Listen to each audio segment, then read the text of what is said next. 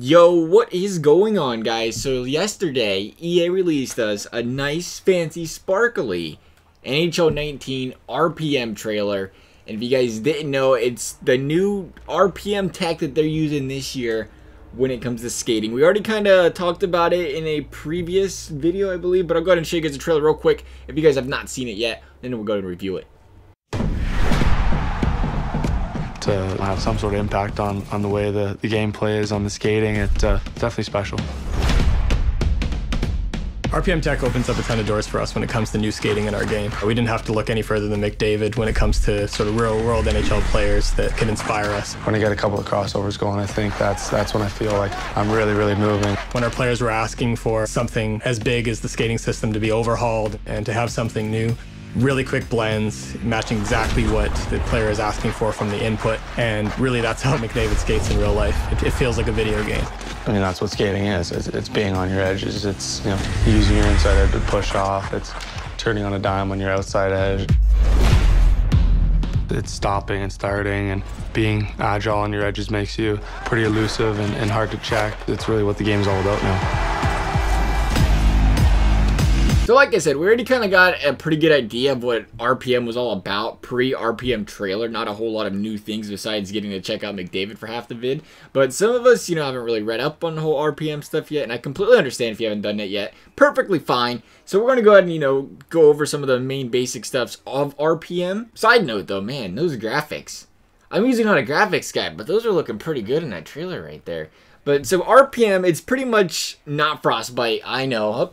Not buying the game now. Can't do that. It's not Frostbite. Give them credit. RPM, it's like, oh man, I am not a game designer, but I'm going to call it an alternative to Frostbite because I can, and it's my video and you guys make fun of me if I'm wrong for it. But it's like an alternative to Frostbite, right? I'm not sure everything Frostbite entails because I didn't think it made or broke Madden, but people seem to think it did, and I haven't played Madden any more than I did the year before. But it's pretty much making your skating a lot better. They're talking about how carving, gliding, can't speak today, cutting, stopping, turning, all that stuff on the ice is supposed to feel more fluent, more natural, more realistic, everything like that. Apparently your skates are supposed to respond to you, or they said responsiveness like 3 or 4 times, so I guess you get feedback from your skates. I don't know, we don't have a little mic on our Xbox controller, maybe on PlayStation your skates would be like, yeah, you're carving great, good job, carve right, glide straight, yep, cut, turn. Be pretty nice if we could get that coming out of her mic for us, right? But I do like the addition that they're trying to do here, because one of the things you do notice, like, I guess when I say mostly would be carving and, cutting and stopping, like you can't really stop on a dime and turn or carve as sharp as maybe you'd like to with smaller guys, and they're bringing, all that stuff supposed to be worked on with the new engine. So I am kind of excited to see how that turns out, because, we've been using the same, skating engine for how long now, and to finally get something different, kind of intrigued to see exactly what we're going to get out of that, because at first I was like, honestly, I was more worried about other things to do than the gameplay when it came to just skating in general. But the more I hear and the more they talk about it, the more I think about the older games and stuff like that. I'm like, man, I kind of miss some of that stuff. And a little bit of a revamp of it as well at the same time. They also said attributes are going to affect it. That's something I am very interested in seeing, because you guys know how much it drives me nuts whenever you have a power forward doing the exact same stuff a sniper's doing. But a sniper can't hit like a power forward can. Obviously, it doesn't make sense for him to, but you know what I mean. Like, if your guy's 6'4", 250, you shouldn't be moving the same way a guy that's 5'11", 180 is moving. So hopefully we see a big difference in that next year. They're talking about how it's going to have a big difference. The one thing I do have a little bit of a problem with is they was referring to Dustin Byfuglien. There was a little power stride comparison. It was talking about how Patrick Kane can get by guys with this speed and elusiveness, and it was talking about how Byfuglien can get past guys with power strides and strength. Like, I understand the strength part, because he's, big dude, how you can get around a guy that way. I'm just hoping I'm misinterpreting that and taking it out of context, and they don't mean power strides, and he's going to go and skate past somebody just because of power striding. Because, again, Dustin Byfuglien's not coming up from behind on Connor McDavid. That's one of the pet peeves I have with this game, is how defensemen can just burst up behind forwards. I get, the whole endurance thing, which is coming into this year as well, that they have less, tiredness defensemen do, but I don't buy it. Because I play center a lot in this game, and I can coast around everywhere in the game, and I still don't have that endurance and that speed. Even at the beginning of the game, I don't have that speed burst. Like, you can just drop the puck, and the defenseman's still catching him from behind, so you can't even say that. But they're talking about endurance. Actually, wait, there was 2 things. Hold on, before we talk about this endurance, there's 2 things I have a problem with here. Seamless. Seamless is back. Seamless animations, though. Not seamless puck pickups, seamless animations. I'm very scared anytime I see the word seamless in anything following it for an NHL game. So see what happens there. But as I was saying, the endurance, they're talking about endurance is back, which is great because I'm saying it's back because I feel like it was gone. Back in the NHL 14, 13 days, I remember you played club and stuff. I always like comparison to SHL because, you know, you're using the same guy all game. If you'd skate around and hustle all game and everything, your endurance would show. You were tired. You were worn out, dead tired. And you could be compared to other players. Like if other players were gliding around, back skating and stuff, they'd still have more speed than you.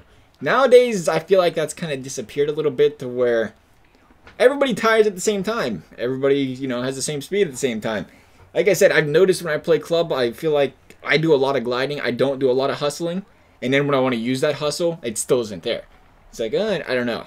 I've somehow magically lost endurance, and I don't know. We'll see what happens. I'm glad to hear endurance is back. I really want to see something good come out of that. New addition, though, from an old game. You gotta love it.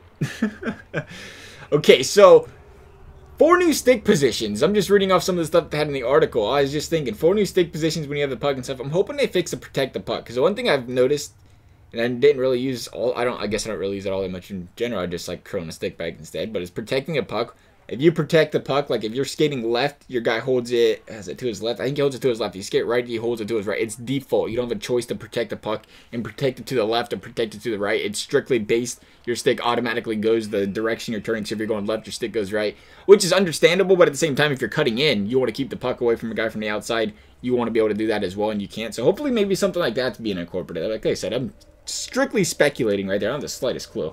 They haven't really told us about it. We just see these clips right here in this trailer and, you know, the stuff they're writing down to tell us. But one thing, the big thing, the most important thing to me, you guys probably prefer the gameplay. I'm an ESHL guy for life, though. See a lot of social media stuff going around and the buzz and the talk, and I'm still not completely sold, but I want to be sold, and that is attributes being back, custom attributes in ESHL. Originally, they said in, what was it, gameplay trailer? I think that's what it was. They were saying how custom builds, they didn't say attributes are back, and I felt like they said no about something like that as well.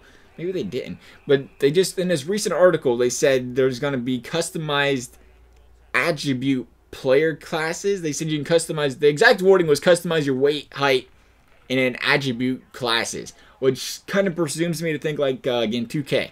You pick a certain build. You pick grinder, and then they'll have max attributes, but you can edit it within those attributes, which would be really, really, really, really, really, really nice if we could do that. Yeah, please. But I don't feel it happening.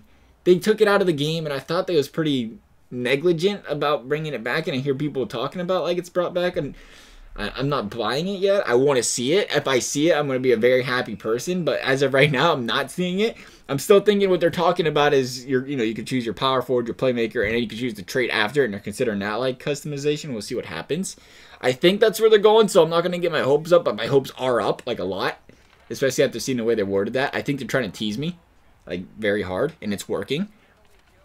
So fingers crossed on customizable attributes in ESHL. We'll see what happens. I didn't see any tweet or reply confirming or denying it lately. If nobody asking about it, I'd ask about it, but me and EA don't get along. Then everyone would reply to me. I even sent them cookies and donuts one time. Nope. Didn't even take them. They left them on the front door. But anyway, that is RPM. More ESHL news. We're hearing some small tidbits of other information added with these trailers, so that's always nice. We'll see more trailers coming out shortly, I'm sure. They like to do trailers on certain things. You know, we'll see something about other modes. Hopefully, we're starting now. We're in July. That was week, what was that, Wednesday? Hopefully, it's a weekly thing for the next month or so. We'll see what happens. Otherwise, though, guys, let me know what you're thinking. As always, thanks for watching, and we'll see you next time.